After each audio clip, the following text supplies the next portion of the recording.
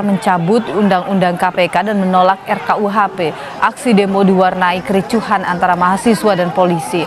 Kapolresta Pekanbaru sempat pingsan terinjak mahasiswa dan satu mahasiswa dibawa ke rumah sakit. Setelah diberikan waktu bertemu dengan anggota DPRD, ratusan mahasiswa membubarkan diri.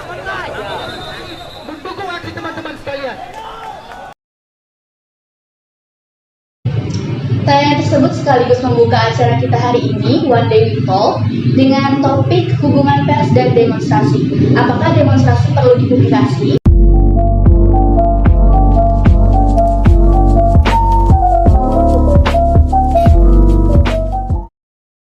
Acara hari ini akan dipandu langsung oleh host utama kita, Guntur Wahyudi, dan akan ditemani oleh saya, Amalia Fitri, selaku pendamping host utama.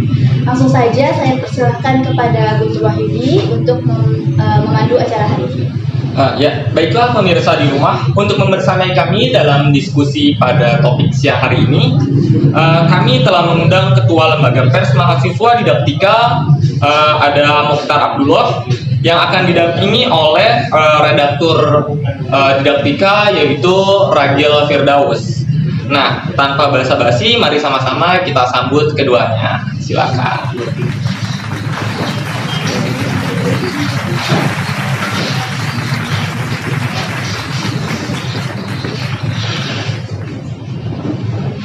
Oke, baik. Nih, kalau boleh tahu, Bang Ragil sama Bang Mokhtar Abdullah ini biasa dipanggilnya siapa ya, Bang?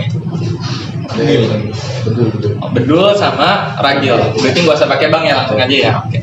Ya, untuk kabarnya Bedul sama Ragil ini gimana nih kabarnya? Alhamdulillah. Oke. Nah, kemudian untuk berikutnya nih, mau tanya kesibukannya untuk akhir-akhir ini, Bedul sama Ragil ini lagi sibuk apa ya? Kalau saya lagi kerja. Kalau untuk Ragil sendiri? Sama Kerja. Berarti dan untuk berorganisasi. dan berorganisasi. Tapi masih kuliah kan ya dua-duanya? Masih. Alhamdulillah. Kalau untuk Bedul udah semester berapa sekarang? Saya sekarang semester 8. Nah, untuk Ragil? Semester 4. Semester 4 lah. Berarti kita seumuran ya sama Ragil ya? Waduh, seumuran juga nih, sama. Ya 8 ke 4 nggak beda jauh. Nah, kemudian bener kan ini untuk Bang Bedul ini selaku pimpinan dari Lembaga Pers Mahasiswa Didaktika. Oh iya betul. Betul. Kalau boleh tahu udah menjabat sejak kapan ya, Bang? Saya menjabat sudah sekitar setengah tahun belakangan. Oh, sudah lebih kurang berarti udah 6 bulan ya? Ya, alhamdulillah. Nah, kalau untuk Ragil sendiri ini kan jadi redaktur Didaktika. Nah, itu udah menjabat sebagai redaktur Didaktika itu sejak kapan ya? Mungkin hampir sama ya, ketika awal saya dilantik itu bulan Agustus mungkin atau Juli. Berarti sejak bulan Juli atau Agustus ya? Ya, berarti sudah mungkin udah 6 bulanan juga ya. Nah, kemudian kan kalian berdua ini berkecimpung di organisasi atau ormawa Didaktika ya, yang kalau nggak salah itu kayak masih berhubungan sama jurnalistik, benar nggak sih? Ya, Benar. Organisasi jurnalistik. Organisasi jurnalistik. Bukan berhubungan. Oh, jadi emang jurnalistik ya? Oh iya. Berarti kalau kita tanya nih, secara singkatnya aja, Didaktika itu apa sih? Itu Ragil. Didaktika itu sebenarnya secara bahasa didaktikue.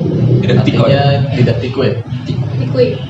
Itu artinya pendidikan atau pendidik? Pembelajaran. Pembelajaran Bahasa Yunani. Ya sebenarnya itu kalau secara nama Didaktika ya. Jadi Didaktika bukan singkatan, dan singkatnya ya organisasi jurnalistik yang bervisi misi berpikir kritis dan merdeka, itu visinya. Kemudian misinya kerakyatan. Artinya dalam setiap kegiatan jurnalistik yang ada di Didaktika, landasannya adalah visi misi itu. Singkatnya kayak gitu. Oh iya, boleh silakan diminum, boleh diminum dulu ya. Ya boleh banget diminum dulu. Haus. Oke, berikutnya ini kan berarti tadi benar ya kalau Didaktika itu merupakan ormawa atau organisasi jurnalistik. Nah, Kemudian apa sih yang bikin kalian berdua ini mau atau kayak minat sama dunia jurnalistik itu? Kalau saya pribadi ya, tulisan itu kan jadi satu hal yang punya kekuatan tersendiri.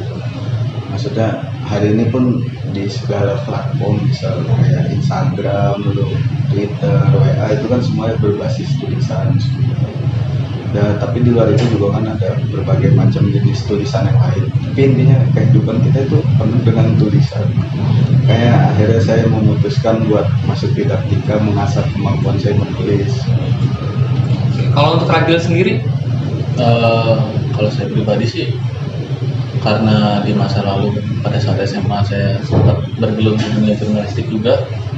Akhirnya ketika masuk ke kampus, yang saya cari pertama kali adalah organisasi dengan ya dunia jurnalistik yang sama kayak pas SMA. Dan ketika saya menemukan didaktika, saya rasa didaktika adalah satu-satunya tempat, walaupun organisasi jurnalistik di UNJ ada cukup banyak ya, bagi saya didaktika adalah satu-satunya tempat yang cocok untuk saya. Ya, berarti kalau dari yang saya tangkap dari kalian berdua, berarti emang dari bahkan sebelum masuk ke universitas dan sebelum bergabung ke didaktika itu emang udah punya minat di bidang jurnalistik itu sendiri ya? Oh iya, mungkin Kurang lebih begitu. Oke, terus setelah perkenalannya dari Bedul, Ragil, dan juga tadi alasan memilih jurnalistik, kita mulai masuk ke topik ya. Jadi kan topik kita kan hubungan antara pers dan demonstrasi. Nah, dari Bedul dan Ragil tuh pernah nggak sih ngeliput di didaktika ya, ngeliput tentang demonstrasi, atau mungkin Ragil dulu di sebelum masuk didaktika pernah ngeliput, atau mungkin dari Bedul dan Ragil pernah terjun jadi demonstrannya gitu? Ya kalau ditanya kayak gitu, pasti pernah ya. Maksudnya entah liputan atau akhirnya menjadi mas aksi di dalam demonstrasi itu pernah gitu. Kalau untuk Ragil? kurang lebih sama. Tadi pagi demonstrasi. Baru tadi pagi ya demonstrasi, oke. Kemudian kalau selama ngeliput demonstrasi itu pernah nggak sih kayak liput yang paling fenomenal tuh apa sih yang kayak hot banget di masyarakat? Kalau pengalaman saya paling ini ya, ketika rame reformasi di korupsi tahun lalu, ya 2 tahun yang lalu lah itu rame, ya itu kawan-kawan juga liputan bareng sama gerakan-gerakan yang lain kayak gitu, ya ke gedung DPR dan lain-lain. Paling kalau buat terakhir itu ya isu yang maksudnya umum diketahui di masyarakat kayak gitu. Untuk Ragil sendiri? Sebenarnya sama ya, tahun 2019 kan itu. Itu Bedul itu posisinya udah masuk di didaktika, sedangkan saya masih di Jogja saat itu. Nah, saat itu di Jogja yang ramai itu Wijayan memanggil. Posisi saya sebagai pers sekolah saat itu, walaupun akhirnya beritanya itu nggak bisa diterbitkan, saat itu saya juga tergabung dalam masa aksi dan ya bisa dibilang pura-pura liputan lah. Pura-pura liputan. Bahasanya pura-pura liputan. Kenapa ini? Kalau itu kan tadi yang di luar ya, di luar. Kalau misalkan di kampus, Kalau di kampus beberapa kali juga ya, khususnya terkait masalah biaya kuliah dan lain-lain. Terakhir itu mungkin yang waktu COVID itu ya, bareng sama anak-anak eksekutif, bicara soal keringanan dan lain-lain kayak gitu. Kalau Ragil sendiri gimana Ragil? Demonstrasi di kampus, Iya. karena saya baru masuk 2021 ya. Iya. Ya mungkin Abdul masih merasakan lah demonstrasi di kampus yang sedang panas. Atau kalau di cerita-cerita masa lalu ya banyak di tahun 2017 ke belakang banyak demonstrasi kampus tentang UKT atau apapun itu. Saya sendiri untuk akhir-akhir ini gak banyak mengikuti demonstrasi di kampus. Mungkin ada beberapa kayak misalkan ketika Undang-Undang Sisdiknas baru dibahas saat itu kemarin ada demonstrasi di dekat halte UNJ. Nah itu saya ikut. Kalau sisanya yang lainnya saya rasa saya masih nggak ikut karena ya itu masuk dalam sikap saya, artinya membaca gimana pergerakan itu muncul. Berarti kalau dari Ragil sendiri belum pernah ya? untuk Yang barusan ini. demonstrasi di Iya. kampus. Udah pernah satu Yang pas saat. undang-undang Sisdiknas. Oh iya. Selain Sisdiknas nggak ada lagi, baru itu aja. Oke. Nah kemudian bahas masalah jurnalistik. Ini kan tadi emang udah ada minat, bahkan jauh sebelum masuk ke UNJ ya. Kira-kira nih, kalau nanti kalian berdua itu udah lulus atau udah selesai masa pendidikannya di Universitas Negeri Jakarta gitu, kalian masih ada niat nggak sih untuk melanjutkan tentang minat kalian ini soal jurnalistik ke depannya? Entah bakalan tetap jadi hobi atau cuma hobi aja, atau pengen kalian jadiin profesi ke depannya atau gimana gitu. Tapi nanti dulu ya, dijawabnya kita akan ada yang mau lewat dulu. Untuk jawabannya akan kita saksikan setelah pariwara berikut ini.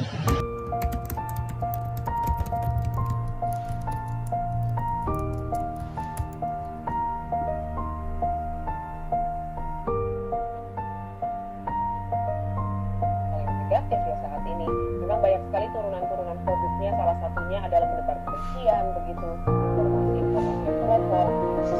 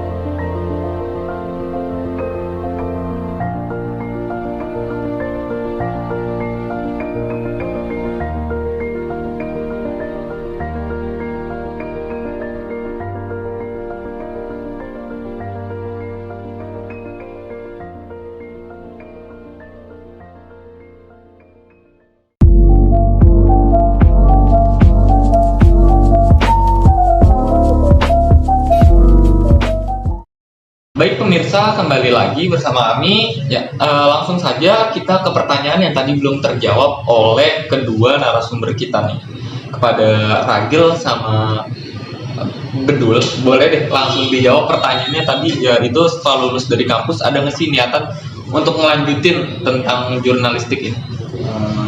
Mungkin secara garis besar ya, mungkin jurnalistik bakal jadi penopang hidup ke depannya, karena ya meskipun saya kuliah di kampus pendidikan UNJ dan outputnya memang sebenarnya kan jadi guru, cuman melihat kondisi dunia perguruan hari ini sepertinya emang nggak ada harapan, karena kan karena beberapa teman saya misal yang sudah lulus gitu akhirnya bekerja menjadi guru honorer dengan gaji yang ya miris lah dalam tanda kutip. Ada yang digaji 30.000 per jam pelajaran atau sebulan 800.000. Kemudian di undang-undang terbaru kan yang mau direvisi soal sistem pendidikan nasional juga menghilangkan pasal tunjangan profesi guru kan sebenarnya, dan akhirnya ya hari ini ya sepertinya tidak ada harapan untuk jadi guru, meskipun ya sebenarnya kan kalau kita mau mengajar dimanapun adalah sekolah dan lain-lain bisa aja gitu, cuman ya namanya ya gimana mau ngajar fokus ya kalau masih mikirin perut kan ruwet. Ya kalau saya pribadi kayak gitu paling. Kalau untuk Ragil itu lagi.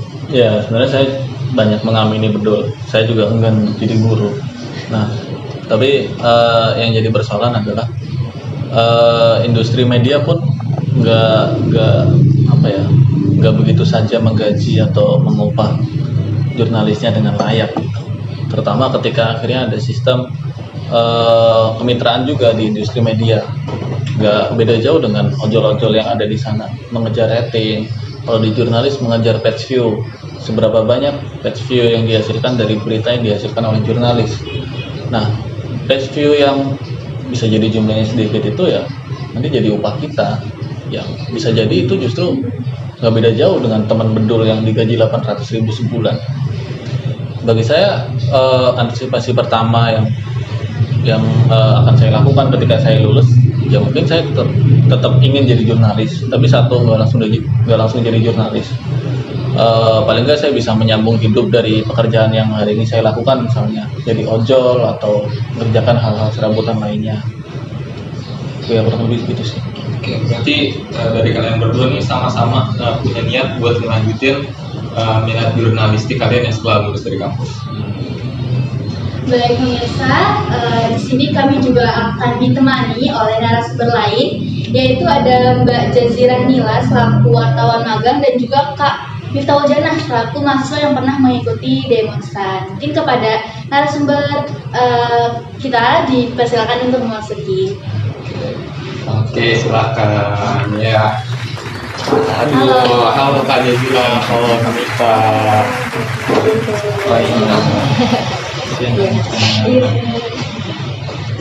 Baik, gimana Mbak Jazirah kabarnya hari ini? Alhamdulillah baik. Alhamdulillah. Kak Miftah? Alhamdulillah saya baik ya. Luar biasa Allah lakukan. Alhamdulillah. Kalau untuk Mbak Jazirah, kesibukannya apa nih hari ini? Hari ini sih masih sibuk berkuliah juga di semester akhir. Terus juga masih magang jadi wartawan magang. Oh, kalau untuk Kak Miftah? Saya saat ini lagi sibuk organisasi yaitu Badan Eksekutif Mahasiswa dan saya juga lagi sama ya sibuk kuliah juga. Oke, berarti sama-sama masih ya gini-gini aja menjalani hidup. Iya benar. Belum ada kesibukan yang gimana-gimana gitu ya. Kalau untuk Mbak Jazirah kan ini sebagai wartawan ya yang pernah meliput langsung lah di lapangan tentang demonstrasi. Nah, kalau untuk pengalaman dari Mbak Jazirah dalam meliput itu apa aja tuh? Sejauh ini sih karena saya baru masih jadi wartawan magang, masih pemula lah hitungannya. Waktu itu sih pengalaman yang saya dapat tuh pernah terjun langsung pas lagi demonstrasi RUU KUHP. Tapi di situ saya diajak sama wartawan-wartawan senior buat turun langsung ke lapangan cuma buat tahu situasi lapangan kalau kita mau meliput adanya demonstrasi itu kayak gini gitu. Jadi secara tidak langsung tuh saya nggak ngeliput langsung di sana, tapi cuma buat dikasih tahu kondisi atau keadaan di sekitar area demonstrasi aja. Kalau untuk kami ini kan sebagai mahasiswa yang pernah jadi demonstran itu apa aja yang pernah diikuti? Kalau saya sendiri sih saya bukan mahasiswa yang aktif banget gitu ya. Saya mencoba pengalaman kayak ikutlah sekali dua kali dalam demonstrasi, yaitu salah satunya kalau yang di luar Universitas Negeri Jakarta itu saya ikut demonstrasi yang RUU Cipta Kerja atau Omnibus Law, dan kalau yang di dalam lingkup universitas saya ikut demonstrasi mengenai yang SPU 0 itu yang udah tadi Kak Bedu singgung di segmen 1. Kalau untuk Kak Mifta sendiri, kan tadi bilang pernah beberapa kali berarti ikut demonstrasi. Iya. Hal apa sih yang bikin Kak Mifta tuh mau untuk ikut turun demonstrasi?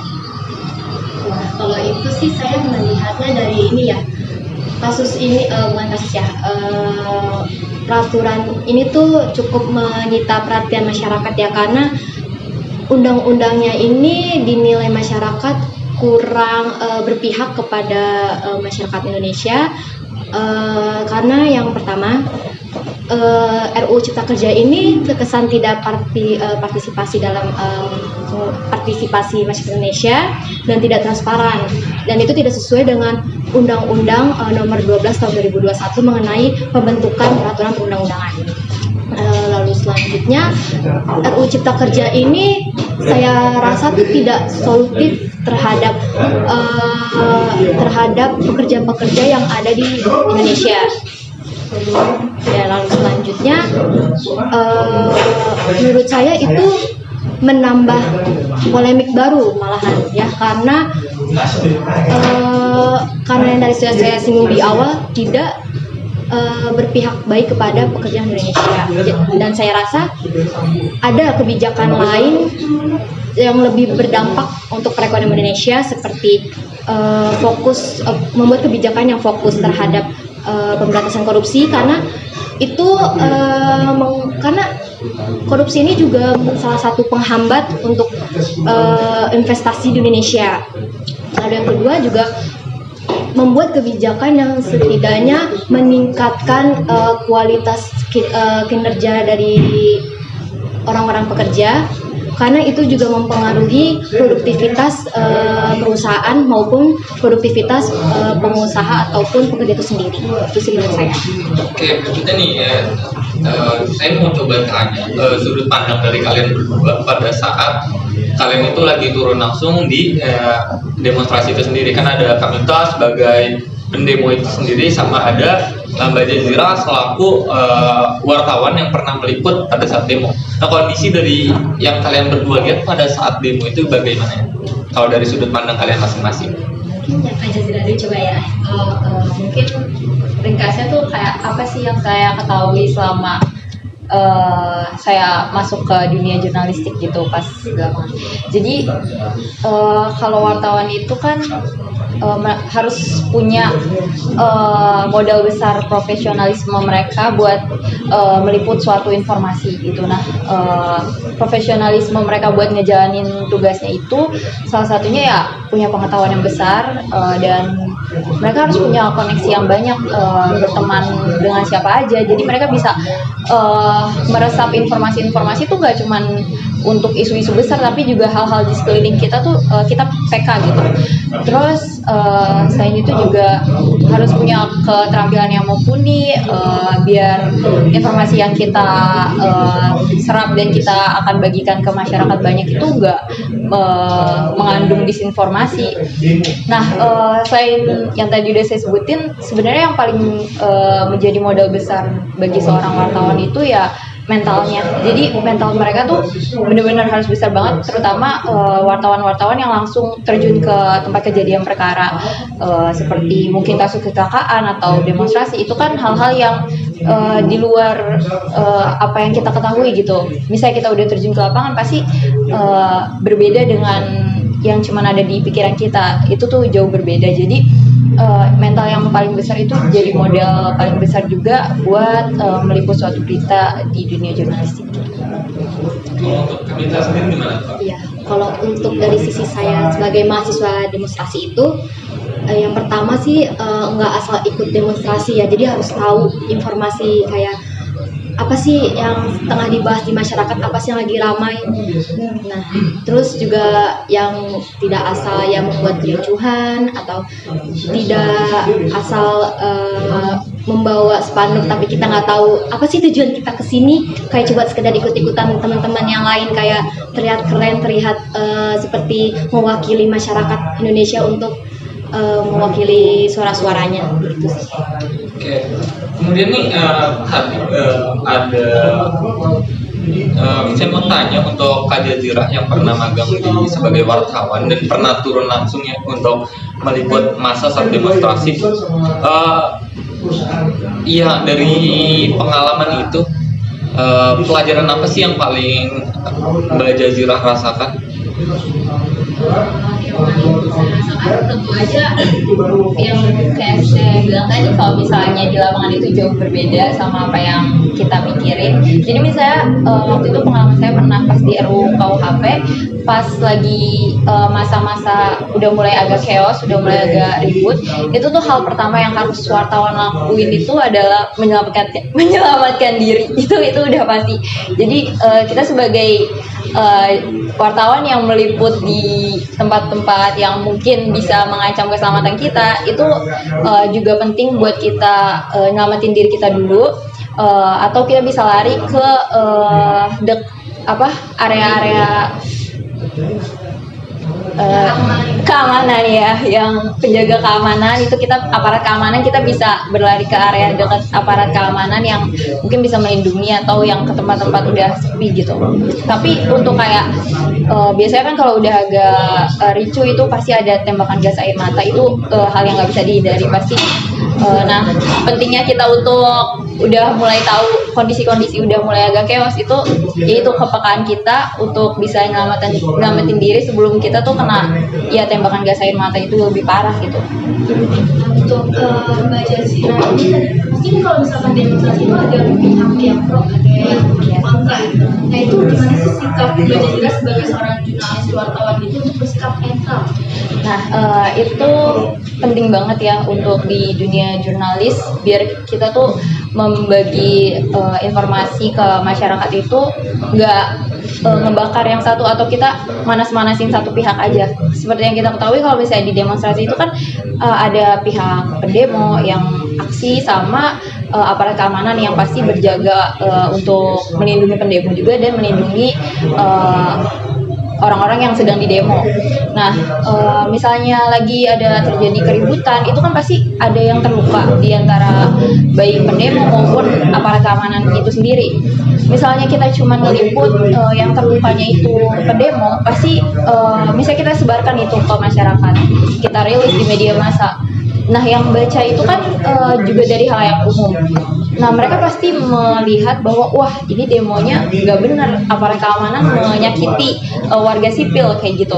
Nah, padahal kalau kita lihat langsung di lapangan, itu tuh yang terluka nggak cuman misalnya masyarakat sipil aja, tapi juga aparat keamanan pasti ada yang terluka. Jadi hal kayak gitu tuh harus kita liput benar-benar sesuai yang fakta yang ada. Misalnya kita lihat beneran aparat keamanan terluka, ya kita liput juga, karena itu berdampak gak cuma ke masyarakat sipil, tapi mereka yang menjaga ketertiban dan keamanan juga pasti terkena dampaknya. Jadi harus tetap netral. Kemudian saya mau coba nanya pertanyaan yang sama, tapi sedikit saya ubah ke Radil sama Bedul nih. Dari kalian berdua ya, kalian kan berkecimpung di dalam organisasi dalam bidang jurnalistik. Yang mungkin ada meliput dan lain-lain. Nah itu sebagai kalian tuh kalau di dalam jurnalistik itu susah nggak sih kalian itu untuk memposisikan diri sebagai bagian dari orang yang netral, jadi tidak hanya mendukung pihak pendemo ataupun pihak yang sedang didemo, itu sulit nggak sih?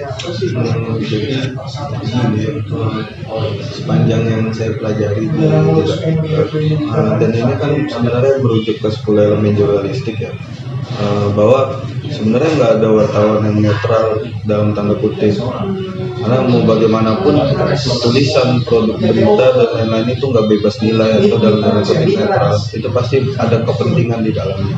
Karena sangat jelas ya di buku 10 elemen jurnalistik ya, jadi semacam kitab sucinya para wartawan, bahwa tetap harus punya keberpihakan untuk kepentingan publik. Bahkan kebenaran sendiri itu kan di dalam jurnalistik bersifat fungsional. Maksudnya ketika satu kebenaran itu bisa dibenturkan dengan kebenaran yang lain, ya kebenaran yang lama kan berarti nggak ada fungsinya kan. Jadi ketika terjun di dalam demonstrasi, ya kita bicara sebagai wartawan, bukan datang ke sana bukan netral, tapi kan sebelum akhirnya ya, kalau di didaktika sebelum akhirnya berangkat dalam demonstrasi, kita lihat aksi ini kepentingannya apa. Semisal ada aksi di depan kantor di Blok M kan, di depan kantor polisi pas Sambo lagi aksi itu, pas Sambo lagi sidang. Itu ada fansnya Eliezer dan kawan-kawannya demo di situ. Ya sebagai wartawan gue nggak bisa sebenarnya meliput itu, karena lu tahu Pak, publik itu bicaranya apa dan lain-lain kayak gitu. Jadi dalam banyak hal kayak gitu. Jadi apa ya? Ya sepengetahuan gue ya terjun bukan netral, tetap punya keberpihakan. Misal kayak didaktika ya bicaranya ke mahasiswa, makanya kita misal ngeliput kayak orang yang nggak bisa bayaran dan lain-lain kayak gitu, karena ya itu pegangannya di 10 elemen jurnalistik kayak gitu. Ya kalau dari Anda sendiri ada penguatan atau ada pendapat lainnya mungkin? Sebenarnya nggak ada ya, tapi kalau boleh mengkomentari, bagi saya keberpihakan tadi pun apa ya, yang paling saya kuatkan adalah keberpihakan ke kebenaran, dan kebenarannya adalah kebenaran fungsional.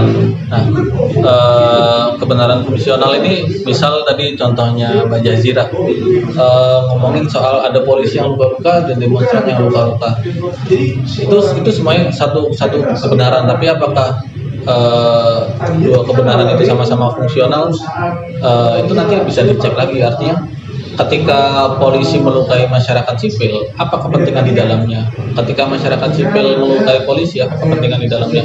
Artinya, ya sebagai jurnalis kita harus bisa memposisikan diri mana satu kebenaran yang untuk masyarakat itu berfungsi. Maksudnya bagi masyarakat itu berguna gitu. Gitu sih. Oke, berarti kalau dari wartawan sendiri itu nggak ada istilah netral, jadi pasti ada keberpihakan ya. Kemudian nih untuk kami tahu lagi ada kan beberapa kali udah ikut demo ya. Dari demo yang diikutin mungkin ada nggak sih demo yang diikutin terus dari demo itu tuh ada titik terangnya? Iya, dari demo yang saya ikuti ini titik terangnya tuh ada. Terus yang untuk yang demonstrasi mengenai SPU 0 itu kan akhirnya universitas ini akhirnya merespon pendemo itu mahasiswa, yaitu melakukan seperti forum bersama dekanat-dekanat. Dan untuk yang RUU Cipta Kerja ini, setahu saya ini pemerintah meninjau kembali RUU Cipta Kerja ini, dan ya dari presiden itu sendiri juga tidak menandatangani perkara untuk penolakan Omnibus Law itu sendiri. Oke, berarti hampir dari beberapa demo yang pernah diikuti oleh Ramita itu selalu ada titik temunya ya? Iya, betul. Oke, ya untuk berikutnya saya akan bertanya mengenai menurut para narasumber nih, untuk demonstrasi itu sebaiknya harus dipublikasi atau enggak sih? Jadi menurut para narasumber yang ada, untuk demonstrasi ini sebenarnya itu perlu atau enggak untuk dipublikasi? Tapi jangan dijawab dulu, nanti dijawab setelah jeda pariwara yang akan lewat berikut ini.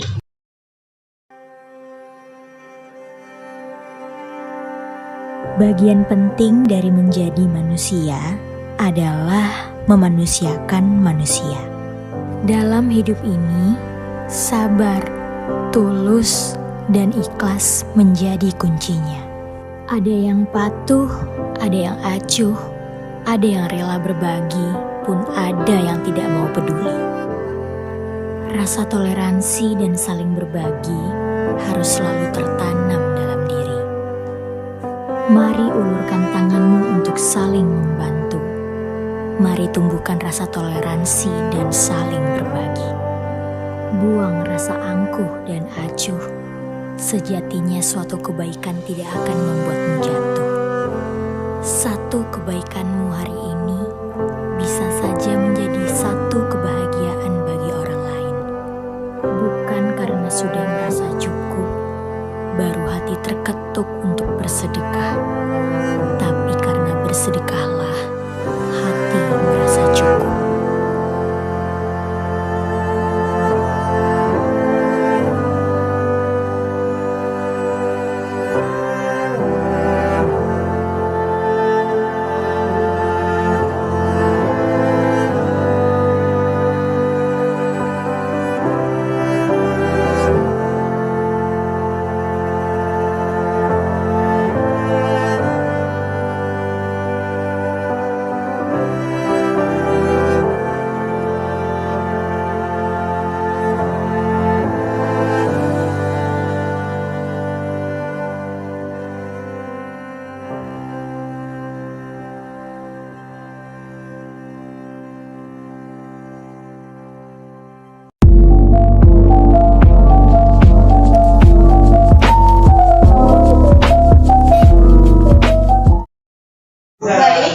kembali lagi bersama kami di One Day with Talk. Melanjutkan pertanyaan yang tadi belum sempat terjawab, apa? Ya, menurut keempat narasumber yang udah ada di depan saya nih, kira-kira demonstrasi itu perlu nggak sih untuk dipublikasi?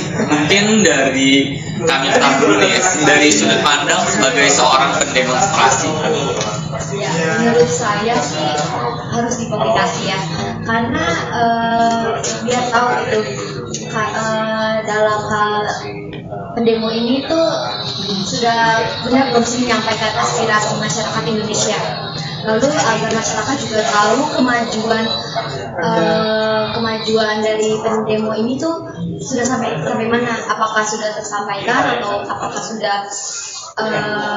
pemerintahan ini sudah maksudnya dari pihak pendemo yang di demo ini sudah memberikan respon apa tidak. Jadi menurut saya tetap semestinya memang dipublikasi.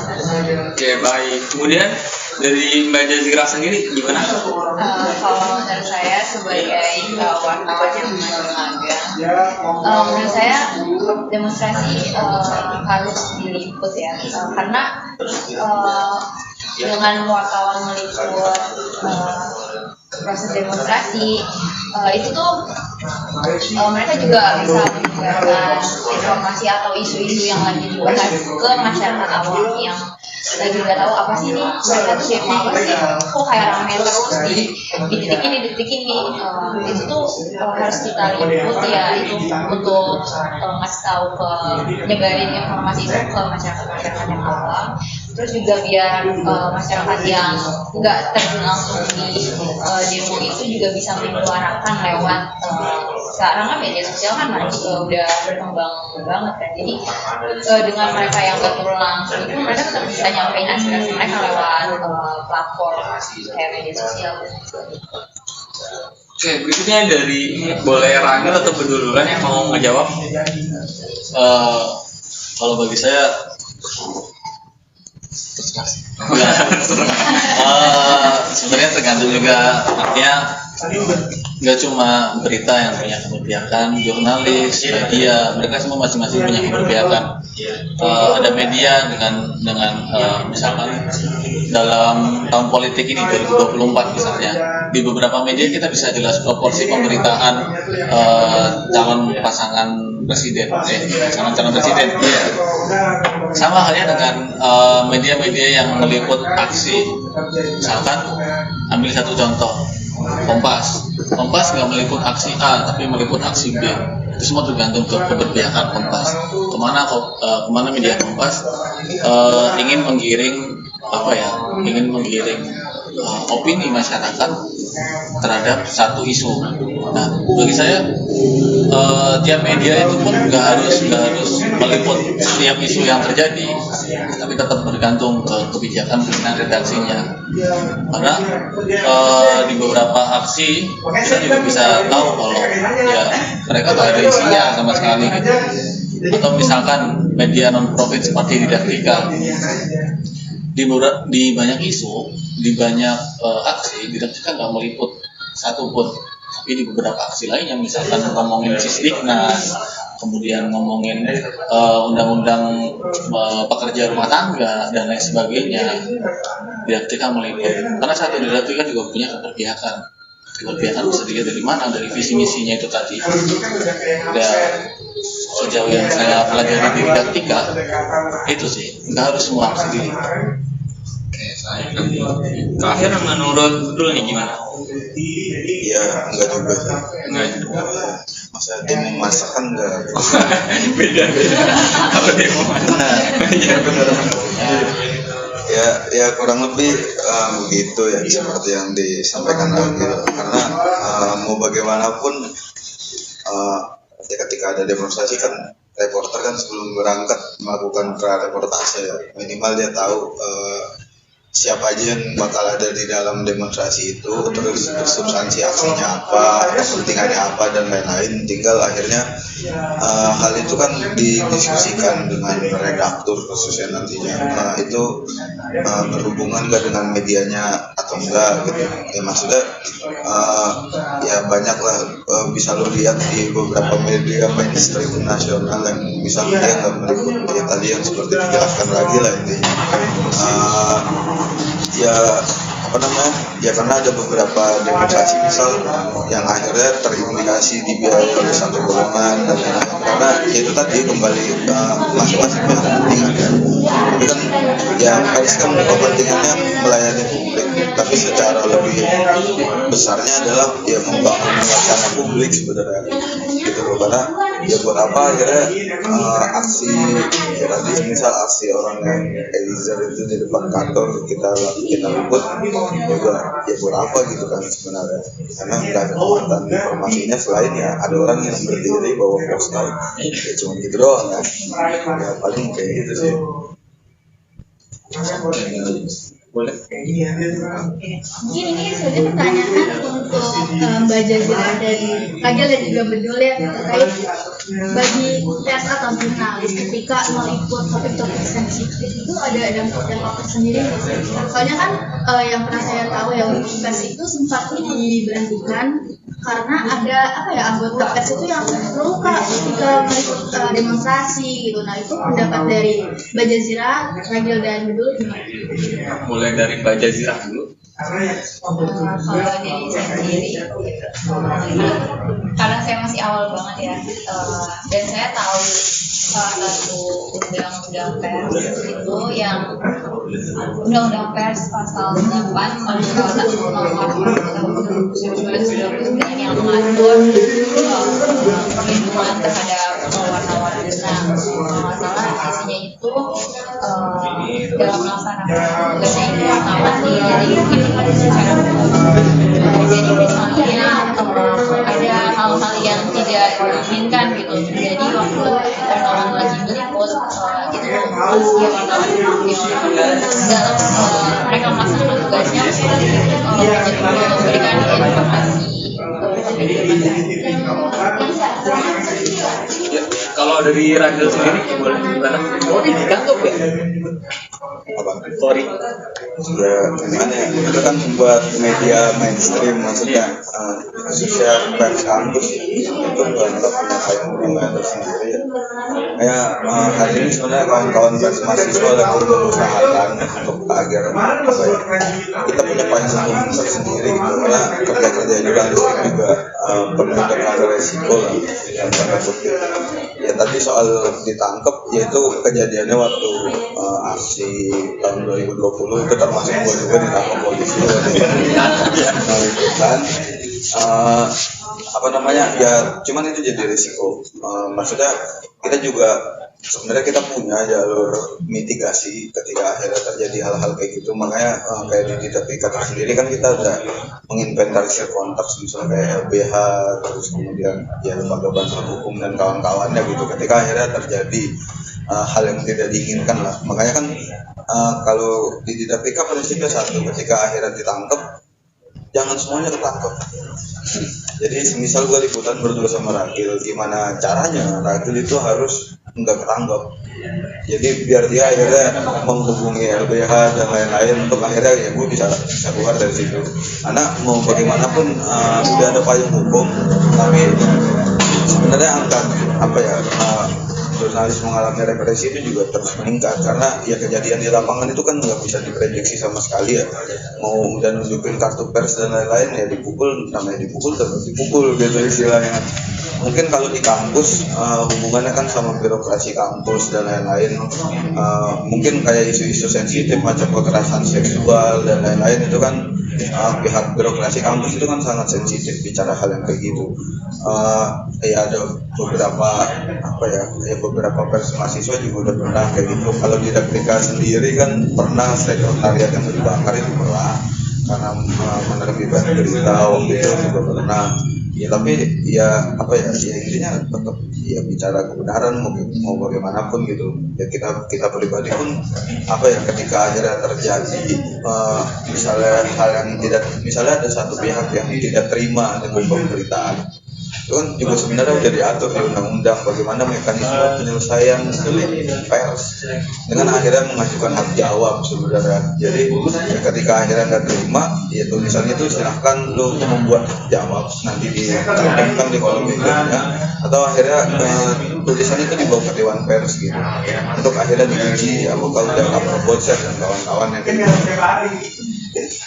Kalau itu pasti ada ya dampak negatif. Kalau positifnya gimana tuh? Misalkan ngeliput hal-hal yang positif itu, kira-kira ada nggak sih dampak yang positif untuk pers itu sendiri? Positif deh, Jadi hiburan tersendiri ya? Enggak, tapi apa ya? Yang gue pribadi sih ngeliat satu hal ya, maksudnya satu fenomena ketika akhirnya tulisannya itu kan punya dampak di masyarakat.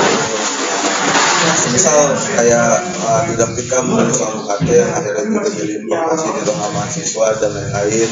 Terus juga kemudian ya kayak media-media mainstream macam Kompas melakukan investigasi masalah dosen yang menjoki jurnal ilmiah, itu kan akhirnya punya dampak kan ketika tulisan itu turun. Akhirnya publik bertanya kan, khususnya gue baca liputan Kompas, akhirnya kan gue mempertanyakan, hari ini buat apa gue kuliah ngerjain tugas dan lain-lain kalau dosen gue sendiri itu pakai joki. Iya bro, iya kan. Ya akhirnya kan ya begitu gitu loh. Akhirnya itu yang membangun wacana di publik. Maksudnya sisi positifnya ya kita belajar dan lain-lain. Cuman ya yang dirasakan tuh ketika akhirnya tulisan itu dibaca atau akhirnya punya dampak lah di tengah masyarakat gitu. Jadi nggak sekedar doang. Oke, nih mungkin berikutnya dari pers sendiri ya. Kalau misalkan lagi meliput nih di tengah-tengah demonstrasi, terus ada kericuhan, itu hal pertama apa sih yang bakalan dilakuin sama teman-teman pers? Boleh dari Jazira dulu mungkin? Ya sebenarnya kalau lebih sama kayak yang tadi udah saya bilang ya, langsung selamatin diri gitu. Kita udah harus tahu pola-pola atau jalur-jalur mitigasi yang kita tadi bilang, kemana arahnya. Kayaknya nih kita bisa nyelamatin diri tuh, atau di sini tuh ada jalanan agak kosong gitu pokoknya untuk kita nyelamatin diri terus, atau yang kayak tadi biasanya langsung menjauhi dari gas air mata. Oke, kalau dari Radil atau Bedung? Apa ya? Yang paling pertama mau nggak mau kita harus bisa lolos, dan bagi saya untuk mau lolos dari demonstrasi yang ricuh, jangan mendekat ke polisi, jangan mendekat ke demonstran yang ricuh, cari tempat sepi benar, cari tempat sepi. Kita harus punya gawai dan ya hubungi kontak-kontak penting jalur mitigasi tadi, misal LBH dan lain sebagainya. Ketika ada teman kita yang ditangkap misalnya, kalau misalkan memang benar-benar gawat, bisa langsung lari ke, misalkan kalau tidak jadi ya larinya ke gedung G lah, ya, pasti ke gedung G ya, ke tempat yang paling aman, gedung G tadi. Misalnya kayak gitu. Artinya jangan mendekat ke siapapun lah. Bahkan berdua sebagai pers pun ditangkap kan. Kalau dari Bedul sendiri?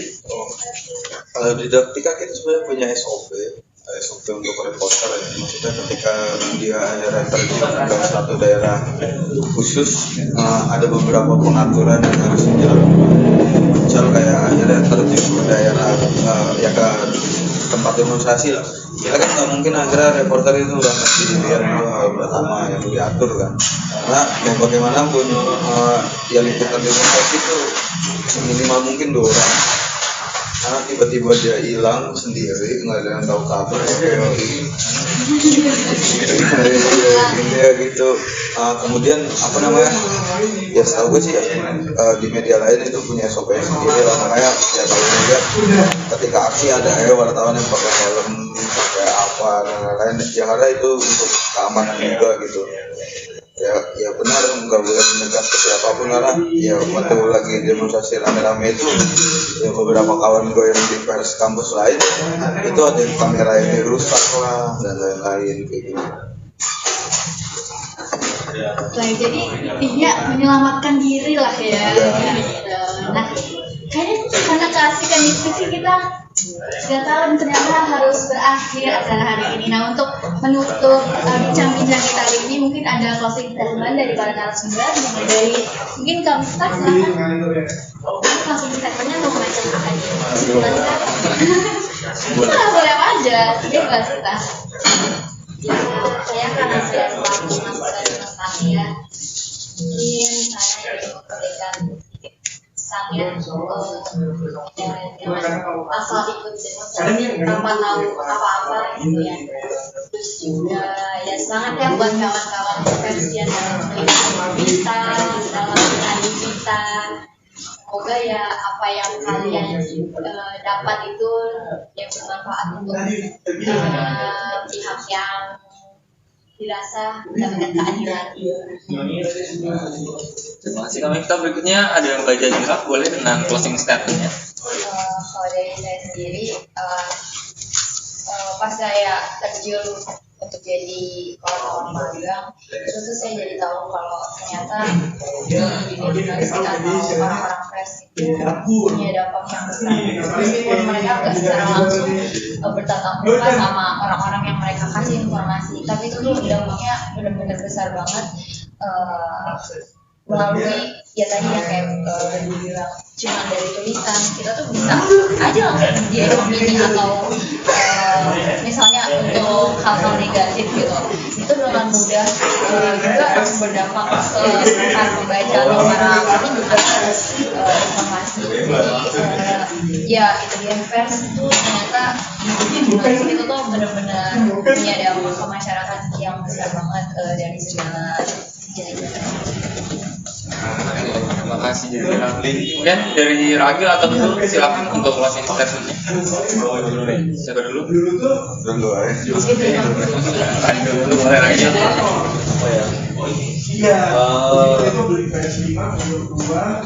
Closing statement-nya sebenarnya objeknya untuk siapa?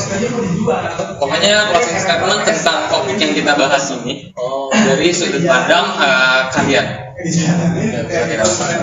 Ya bagi saya untuk tema yang dibahas hari ini ya liputan demonstrasi penting atau enggak untuk beberapa isu yang dipahami oleh seorang wartawan ketika wartawan yang benar-benar paham isunya itu apa ya itu jadi satu hal yang penting gitu. Misalkan ngomongin pendidikan bagi kita ketika membicarakan isu pendidikan itu cukup penting karena misalnya liberalisme pendidikan hari ini ketika pendidikan dijadikan barang dan jasa aksi-aksi yang mendukung atau yang mendukung aksi-aksi yang menolak bentuk liberalisme pendidikan dimanapun tempatnya bagi kita itu adalah satu aksi yang penting dan ya mau bisa kita harus meliput itu. Satu jurnalisme itu bukan hanya soal kita menulis berita diterbitkan dibaca orang beres enggak, tapi melalui proses itu jurnalisme menjadi alat propaganda bagi masyarakat. Artinya kita menyebarkan satu isu, satu kepentingan yang ya bagi kita itu benar. Maka jurnalisme adalah satu poin kunci untuk akhirnya menyebarluaskan propaganda yang ada. Terima kasih Ragil. Kemudian untuk closing statement terakhir dari Bedul silakan. Intinya membaca maksudnya ya apa ya ini kan tema yang dibahas ngomongin demokrasi dan publikasi maksudnya sebenarnya udah banyak media yang beri publikasi masalah demonstrasi ya ya tingkat literasi masyarakat kita itu kan sebenarnya nggak gitu tapi yang jadi problem kita itu satu sebenarnya bagaimana akhirnya fenomena berita huruf fungsional sebenarnya bagaimana setelah akhirnya ya hari ini banjir informasi mulai dari bicara WhatsApp sampai bicara koran dan lain-lain ada cuman kan akhirnya mengalami berita huruf fungsional pasca membaca itu apa yang harus dilakuin dari karena ya mau bagaimanapun apa ya misal kita mengukur dari tingkatan mahasiswa di kampus ya kita terbiasa mengajarkan hal yang teknis meskipun critical thinking dan lain-lain tapi nyatanya ya hal yang teknis itu makanya ya berdua apa ya kita kembali ke itu maksudnya ya baca menulis sebenarnya kan apa ya membaca menulis itu kerjaan mahasiswa nggak ada lain karena ya cuman hari ini fenomena itu kalau dosennya nggak pakai joki ya sebenarnya mahasiswa juga nggak masalah pakai joki disuruh kerja tugas ya hari ini kan bilangnya itu bakal dicek lagi hari Seninnya dan lain-lain gitu ya cuman apa ya bicara kesadaran itu dan lain-lain ya jurnalistik bakal tetap hidup ya ketika ada yang membaca gitu. Ya kalau nggak ada yang baca lagi itu jadi masalah gitu. Ya udah dia baca lah. Baik, intinya baca ya berarti. Ya, baik pemirsa, ini nggak berasa kita udah 1 jam nih bincang-bincang sama narasumber yang ada di sini. Jadi mungkin itu sekian episode One Day We Talk tentang haruskah demonstrasi dipublikasi. Sampai jumpa di One Day We Talk di episode berikutnya. Terima kasih.